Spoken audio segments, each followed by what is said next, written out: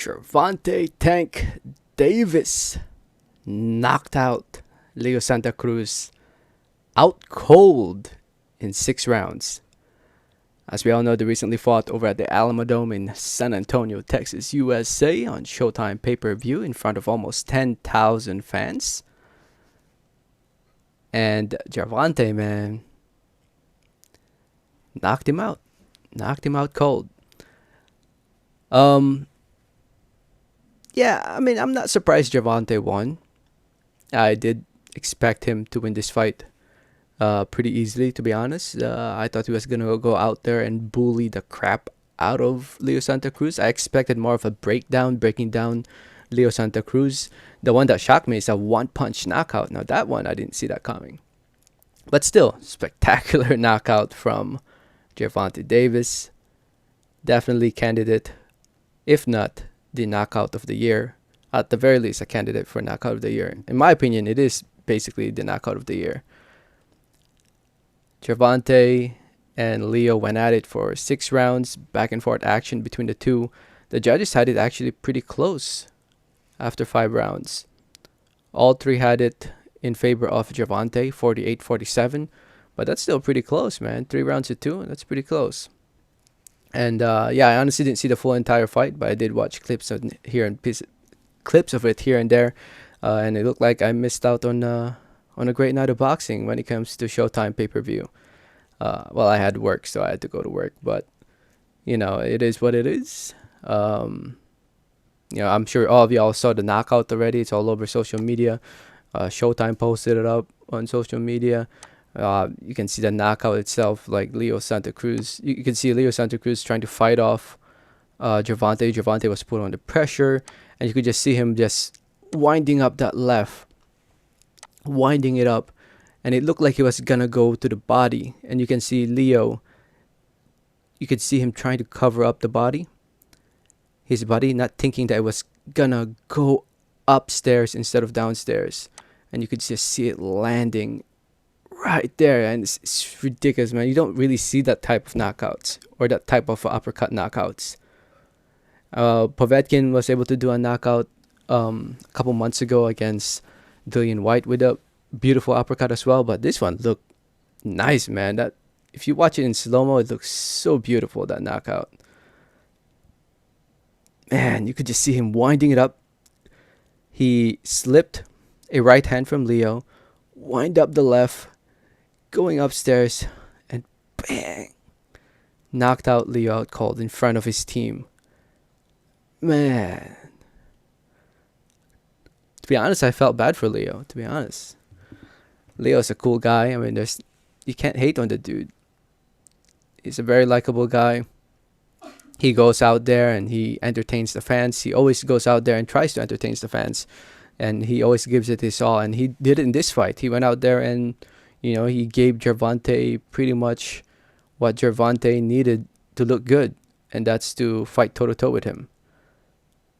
And Leo can box too, man. Leo's a very good boxer. If he decided to box in this fight, it would have been a boring fight and people would have complained and all that. But props to Leo for risking it all against a naturally bigger guy. Gervonta is a naturally bigger guy. That's why I thought he was going to win this fight no matter what.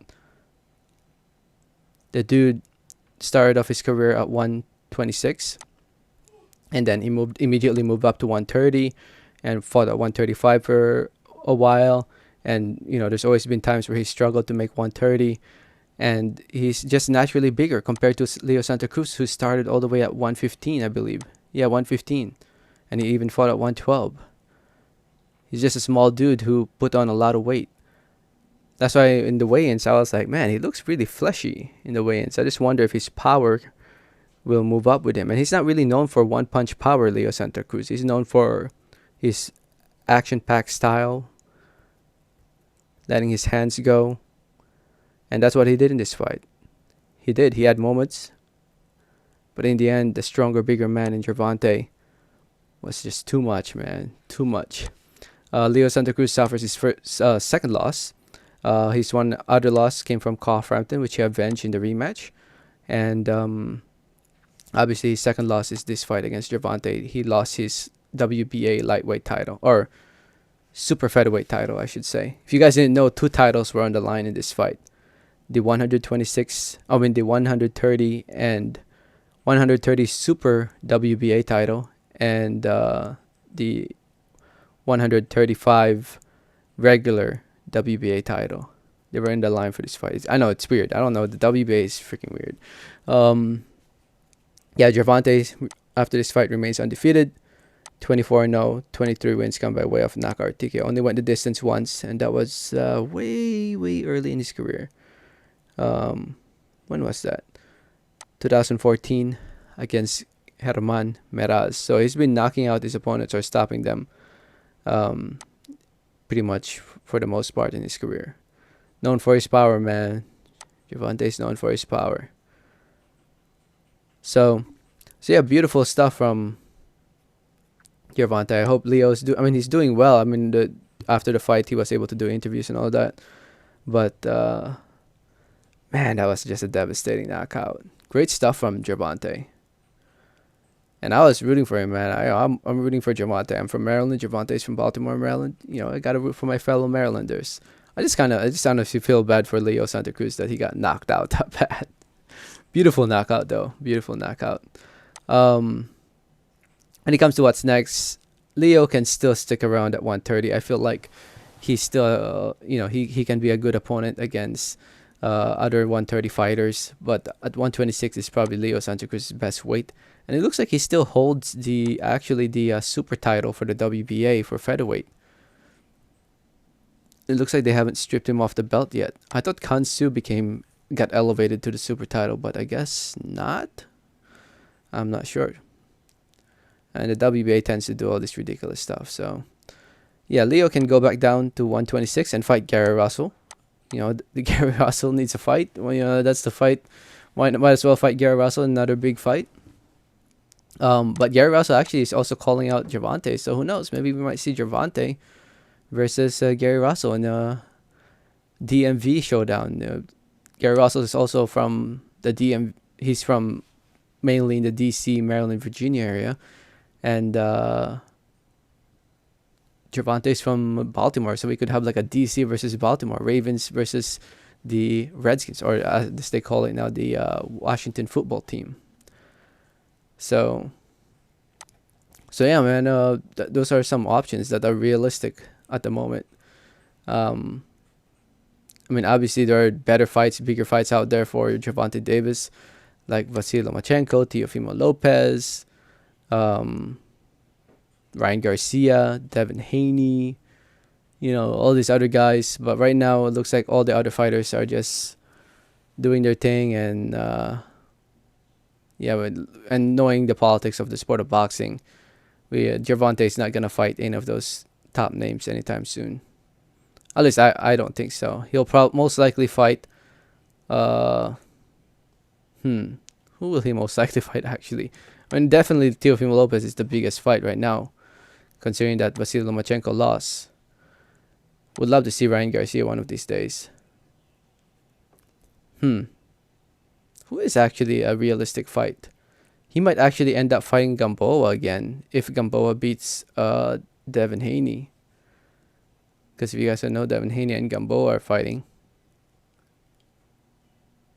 Javier Fortuna is actually a good fight. I wouldn't mind seeing that. So there are some options. There are some options for Gervonta, but in the end, him being with Floyd Mayweather Promotions, I'm sure Floyd and Mayweather Promotions will try to find something that makes sense money-wise, and something that makes sense for him that will most likely give him a W. Similar to this fight. The moment this fight was announced, we all know Gervonta was going to win. If you chose Leo Santa Cruz to win this fight, good for you. But, there was no way Leo was going to win against a bigger, naturally stronger guy in Gervonta Davis. Especially knowing Leo Santa Cruz's style. So yeah.